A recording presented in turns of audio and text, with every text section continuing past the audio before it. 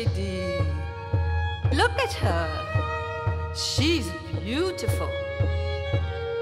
Hey how, hi how, hi how, hi how, hi how, hi how, hi how, hi how, hi.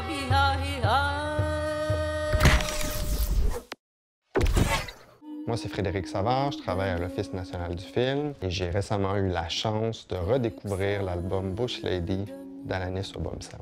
C'est moi, Alanis Obomsawin. Je suis abénaquise et je travaille aussi à l'Office national du film. Je me promenais dans les bureaux de l'ONF, puis je suis assez curieux de nature, puis je suis tombé par hasard sur la pochette de cet album-là dans le bureau d'une collègue. Puis je l'ai vu, puis ça m'a tout de suite interpellé. Et le lendemain que j'ai écouté cet album-là, je suis allé voir Alanis, puis je lui ai dit à quel point j'avais été ému, puis à quel point j'étais impressionné par l'importance puis la puissance de cet album-là. Oui, j'ai trouvé ça très drôle. Il me dit, est-ce que je peux en acheter un? Je dis, acheter? Je vais t'en donner.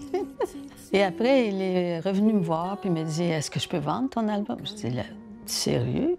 Je dis, qui va acheter ça? Un long jeu en plus, puis... Je connais beaucoup de gens qui sont des collectionneurs de disques et tout.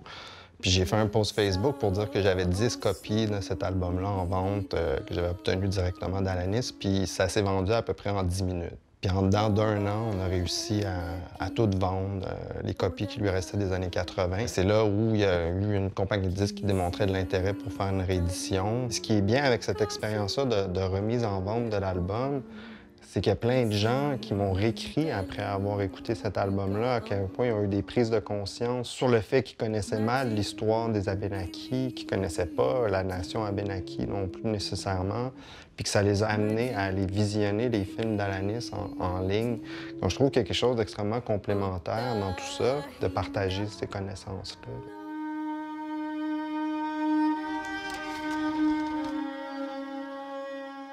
Ça, c'est un style spécial de la baie James. OK.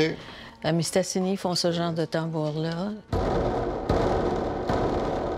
C'est très différent de... Le tambour est assez omniprésent sur Bush Lady aussi. J'ai écrit cette chanson-là dans les années 60. Il y avait d'immenses problèmes, il y en a encore d'ailleurs. Pas de respect pour la femme, en réalité, des Premières Nations. Et on entendait très souvent des femmes disparues, violées, abusées. C'était vraiment épouvantable et c'est pour ça que j'ai écrit Bush Lady. Tiens, le rouge pour les femmes disparues et ça continue. Come to the city. Le festival de Guessou, je pense que c'est un des plus gros festivals de musique indépendante en Europe. Ça fait déjà plusieurs années que ça existe. Ce qui est bien, c'est que c'est un festival qui est extrêmement éclectique aussi. Ça rassemble toutes sortes de musiques. C'est pour ça que c'était pertinent d'aller inviter Alanis à reprendre la scène dans le cadre d'un festival comme ça aussi. Je ne peux absolument pas m'imaginer qu'il y aurait eu autant d'intérêt que ça. Alors, surtout à la fin du concert, quand tout le monde s'est levé, là, je pensais que j'allais m'évanouir. J'en revenais pas. Il faut dire aussi que j'ai 85 ans. Et aller faire un concert au Guessou à mon âge, là, ben, j'ai trouvé que j'avais du front. C'était... Oh là là!